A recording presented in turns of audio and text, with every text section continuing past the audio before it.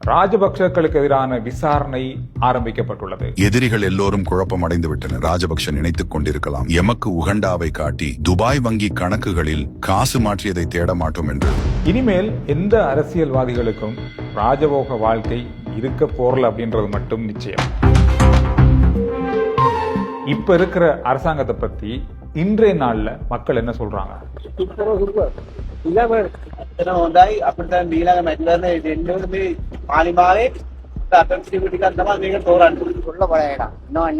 கொஞ்சம் இருக்குது. அதையும் பாப்போம். முதல்வன் படத்துல மாதிரி போய்கிட்டு இருக்கு. பாப்போம், ஊழல் அழிச்சானா நம்ம நாடு முன்னேறும். எங்களுக்கு இந்தியாவும் ஒரே மாதிரி தான், சீனாவும் ஒரே மாதிரி தான் அமைச்சரவை பேச்சாளர் இன்றைய நாள்ல செய்தியாளர்களிடம் கூறியுள்ளார்.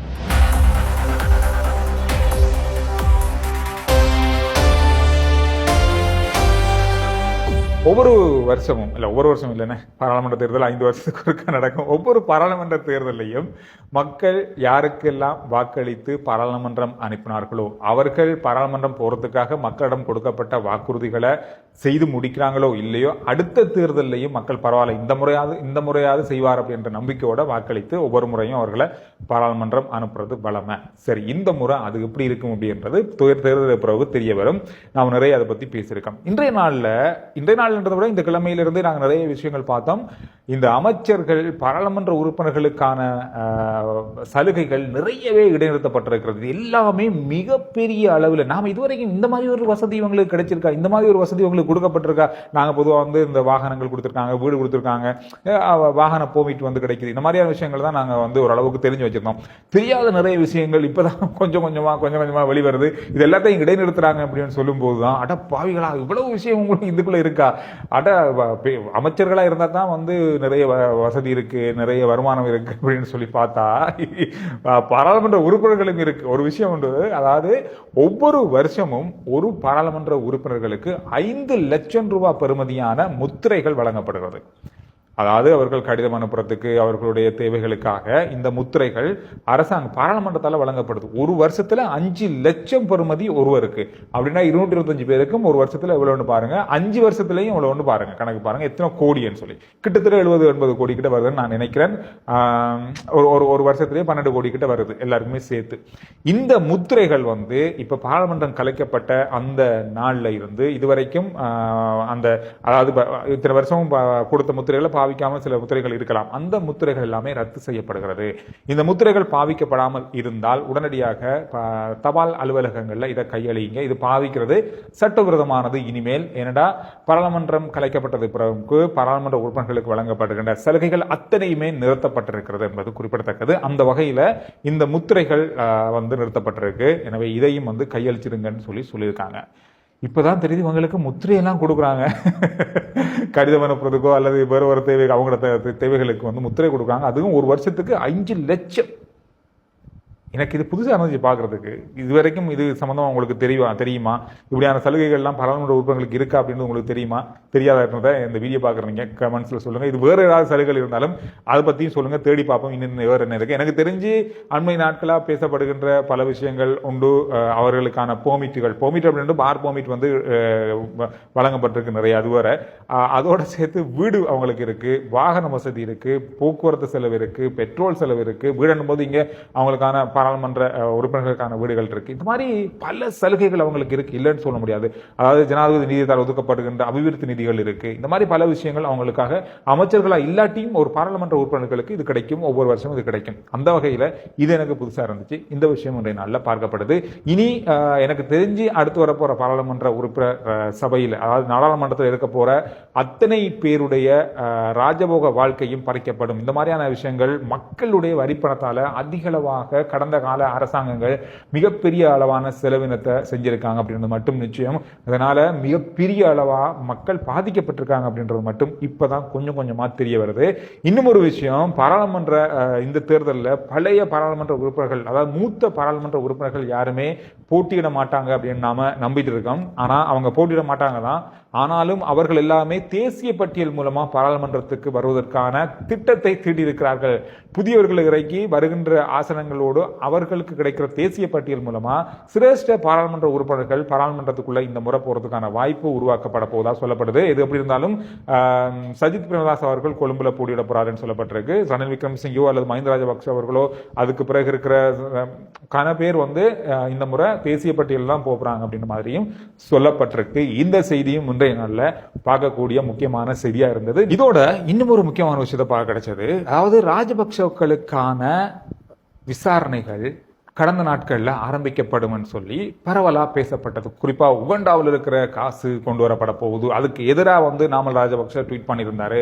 இன்றைய நாள்ல அதற்கான பதில் அரசாங்க பக்கமாகவே வந்திருக்கு. அரசாங்கம் அமைக்கப்பட்டு 2 வாரங்கள் தான் ஆகின்றன. இருந்தாலும் விசாரணைகள் ஆரம்பிக்கப்பட்டன. எதிரிகள் எல்லோரும் குழப்பம் அடைந்து விட்டனர். குழப்பம் அடைய வேண்டாம். ஈஸ்டர் குண்டு தாக்குதல், மத்திய வங்கியின் பிணைமுறை மோசடி, தாஜுடினின் கொலை, லச்சந்த விக்ரமசிங்கவின் கொலை, டெக்னலிகோட காணாமல் ஆக்கப்பட்டமை, 11 தமிழ் இளைஞர்கள் காணாமல் ஆக்கப்பட்டமை, சீனாவில் இருந்து இறக்குமதி செய்யப்பட்ட உரங்களுக்கு செலுத்தப்பட்ட பண மோசடி, ஏர்பஸ் கொடுக்கல் வாங்கல், இவை அனைத்தும் சம்பந்தமான விசாரணைகள் ஆரம்பிக்கப்பட்டுள்ளன. எமக்கு உகண்டாவை காட்டி டெய்சி ஆட்சியிடம் கொள்ளையடித்த பணத்தை மறைத்து விடலாம் என்று ராஜபக்ஷ நினைத்துக் கொண்டிருக்கலாம். எமக்கு உகண்டாவை காட்டி துபாய் வங்கி கணக்குகளில் காசு மாற்றியதை தேட மாட்டோம் என்று நாமல் ராஜபக்ஷ நினைத்துக் கொண்டிருக்கலாம். ரவி வைத்தியலங்காருடன் டீல் போட்டுக்கொண்டு மறைத்து வைத்த பைல்களை தேடாமல் இருப்போம் என்று நினைத்துக் கொண்டிருக்கலாம். உகண்டாவில் இருந்து ராஜபக்ஷ அவர்களின் திருமணத்திற்கு பிளேன் எடுத்துக்கொண்டு எவ்வாறு வந்து போனார்கள் என்பதையும் நாங்கள் தேடுவோம். உகண்டா மட்டுமல்ல, எந்த அபுதாபியில் இருந்தாலும் ராஜபக்ஷ குடும்பம் கொள்ளை அடித்து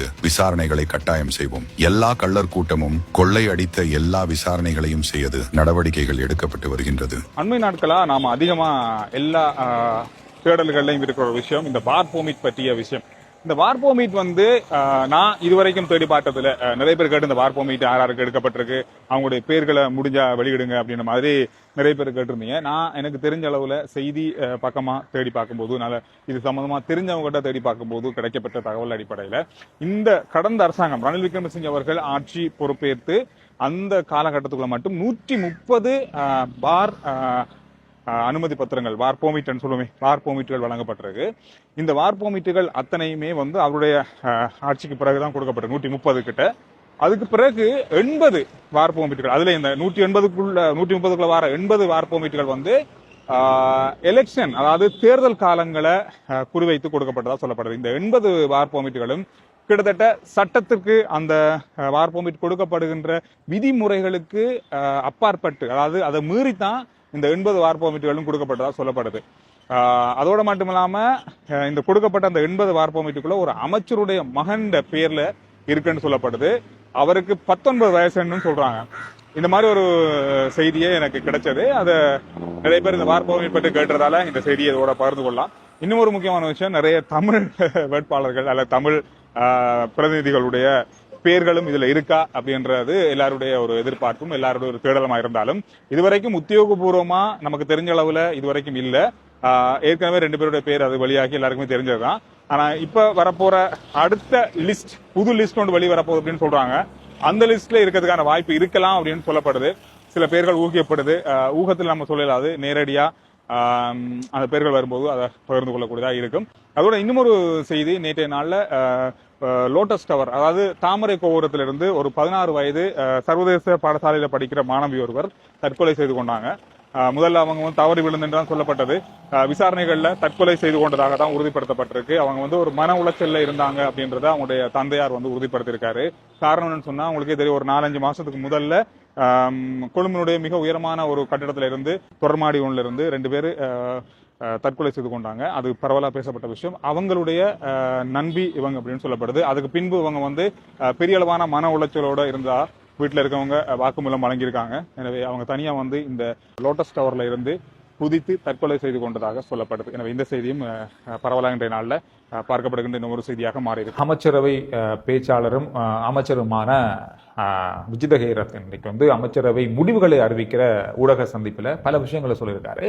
இந்தியா சீனா பற்றி கூறிய சில விஷயம், இந்தியா சீனாவோடு உறவுகள் எப்படி இருக்கு, கடந்த காலத்துல பேசப்பட்ட விஷயம், இந்த அரசாங்கம் அதிகமா சீனாவுக்கு ஆதரவா இருக்காங்க, இந்தியா சொல்ற பல விஷயங்கள் செய்யப்படாம போகலாம், இந்தியா வந்து சீனாவை முந்தும் அளவுக்கு இந்த அரசாங்கத்தோட நெருக்கமாக முயற்சிக்கிறது, இந்த மாதிரி பல விஷயங்கள் பேசப்பட்டாலும் இந்த நாள் அது தொடர்பான கேள்வி ஒன்று கேட்கப்பட்டது. இந்தியாவுக்கும் சீனாவுக்கும் இடையில அல்லது இந்தியாவும் சீனாவும் எப்படி அரசாங்கத்தோடு கேட்கப்பட்டது, இந்தியாவோ சீனாவோ அல்லது மற்ற நாடுகளோ எல்லாமே எங்களுக்கு ஒரே மாதிரி தான், எல்லா ராஜதந்திர நடவடிக்கைகளும் எல்லா நாடுகள் போலவே ஒரே போலதான் நாங்க வந்து கையாளுறோம். ஒரு நாட்டுக்கு இன்னொரு உரிமையும் இன்னொரு நாட்டுக்கு இன்னும் கொஞ்சம் அதிகமான முன்னுரிமையும் வழங்குறது இல்ல. எங்களுடைய அரசாங்கத்தை பொறுத்தவரையில, எங்கள் நாட்டை பொறுத்தவரையில எந்த நாடும் சிறப்பாக நாங்க கருதல. அந்த நாடு சிறிசோ பெருசோ எல்லா நாடும் ஒரே அளவுல தான் எங்களுடைய நாடு பார்க்கிறது. அதோடு மட்டுமில்லாமல் சீனாவுடைய கப்பல் வந்து வாரக்கிழமை வருது, அதுக்கு நாங்கள் அனுமதி வழங்கியிருக்கோம்.